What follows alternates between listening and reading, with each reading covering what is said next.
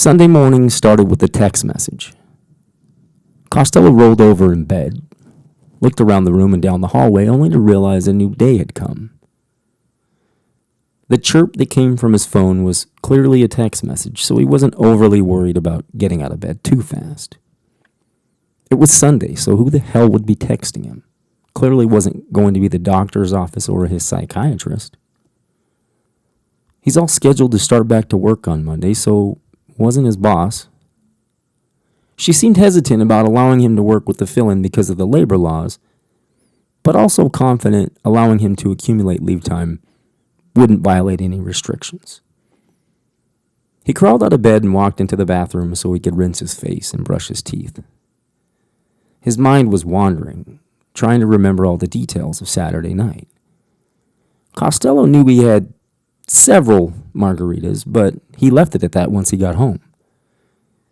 Maybe with all the excitement surrounding Avery and the realization of the cycling tour, everything just shut the system down and let him rest. After freshening up, he flipped over his phone and saw the text was from an unknown number. However, the text started off with, "Hey, happy Sunday, Grandpa. Guess who?" After all that skepticism and then even building a little bit of confidence, the last person he expected to see a text message from the very next day was Avery. Costello was horrible with updates to his phones, so anytime there was a new update, he knew his phone would display that the text message had been read unless he went into his settings and adjusted the option. He rarely adjusted that option on his phone, so unless Avery sent the message and then threw her cell phone out the window, she knows he's seen this message. He was starting to come around, though. His social skills were evolving. Costello knew he could simply respond back, "Hey," and give himself more time to think of something clever to respond with. Unfortunately, Avery was a little quicker to the draw than he expected. Avery's text read, "I got a feeling you didn't think I was serious about reaching out to you, so I didn't want to waste any time." Costello sat back in his chair and let out a massive sigh of relief. He responded back, "You're on to me. I was a little skeptical whether or not you would actually follow through. Not that I thought you were a flake, I just wasn't sure why you found an interest in seeing what I was up to." Avery typed back, "Well, you were wrong. Let's just leave it at that and find out if your skeptical self can round up some clothes and the energy to meet me for coffee or drinks or whatever. Your choice. I'm easy."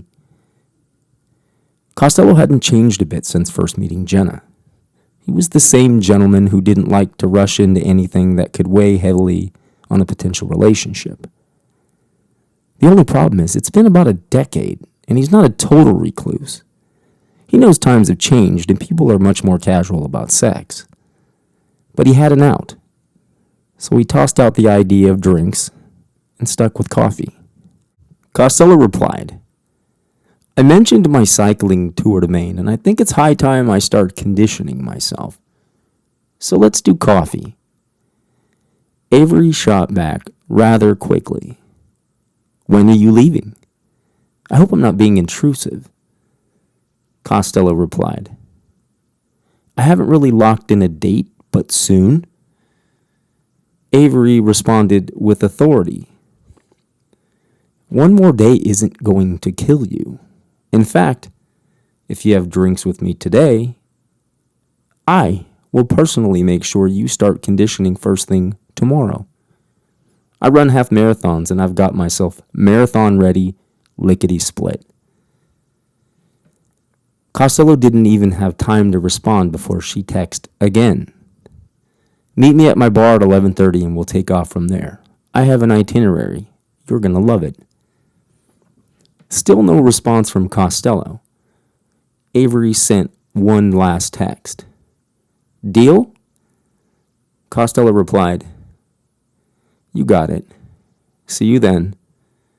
A heart appeared above his text from her. Costello was flustered. He flipped through his closet looking for something decent to wear. It was the first time in quite a while he was conscious about how he would present himself. The urgency shuddered him as he sensed a bit of desperation. He understood he had limited his relationships over the past decade, but while doing so, he maintained his composure. His hands, slightly trembling, took aim at his composure, and he gazed at them with concern, analyzing the lines, the pores, the scars, all collectively embedded in his hands as a body of work he could draw from and admire. The trembling dampened the admiration. Just over a dozen hours ago, Costello felt pride in himself for the first time. At least for the first time he could consciously acknowledge. Now he's bugged out over this thirsty version of himself. So bothered by it, he considered canceling on Avery. Then it dawned on him. He was being tested. Tested by Avery, tested by himself, and more importantly, tested by existence.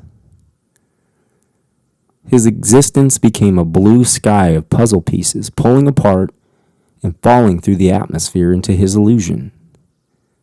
An illusion which was suddenly feeling like drip castles under the shadow of a tsunami. Costello was forced to erect himself as a massive statue towering above the illusionary body of water, trying to stuff him back under the shadows. Canceling on Avery was part of that darkness. The idea of time spent with her went from falsely feeling like a poisoned chalice to finally crossing the bridge to Valhalla. He stumbled across his risperidone. Once again, he's staring at the bottle, trying to remember the last time he took the medication. Then he realized he just started back on it yesterday, and he nearly tips over from his eyes rolling back in his head. This was a nice distraction from his frazzled adolescent behavior. He put aside all the wonderment of an afternoon with a beautiful woman and shuffled into the kitchen for some San Pellegrino to wash the pill down. There's where he was again confronted with the realization of his madness. Dozens of esoteric toasts, scribbled on aluminum foil, and not a single rational approach to explain any of this to Avery. Costello had already made up his mind. It was like the bells tolling as scripted. He was going to discuss everything, less his potential homicidal acts, about his bouts with agoraphobia and possibly severe schizophrenia, with Avery. Not because the mountain of worry cast a shadow over his entire being, but because she deserves to know as much about him before opening the door and allowing her to wander in and find it out on her own. Costello found an envelope and packed away the toasts adorning his refrigerator. Not to hide them, just to prepare them. He felt strange today. For as far back as he could think, he always felt like wayward conversations were tethered to him, and today he felt a sense of liberty. Just plain old gravity holding him down to earth. Then came the orchestra of stomping feet. His ears plugged, like he hit just the right elevation, and the sound of a small stampede rushing through his apartment. A terror he'd never experienced. Then his phone chirped, an emergency notification of an earthquake centered near Los Angeles. He gathered his senses and looked around the apartment. His lampshade above the dining table was swaying, but otherwise everything seemed to be in order. He texted Avery, "Are you okay? Seems we had an earthquake." Avery texts back, "Saw the alert, but I didn't even notice. Was on a jog. We're still on, yes?" Costello responded, "Of course. Just making sure you survived." "Well, aren't you Prince Charming, LOL?" Avery replied back. Costello wasn't sure what to say. Was this the end of their conversation? Does that warrant a response? Was that a joke? He looked at the keyboard with horror, knowing not to touch a single key. Do not blow up those 3 dots. Just let it go. Costello set his phone down and nodded at himself with approval.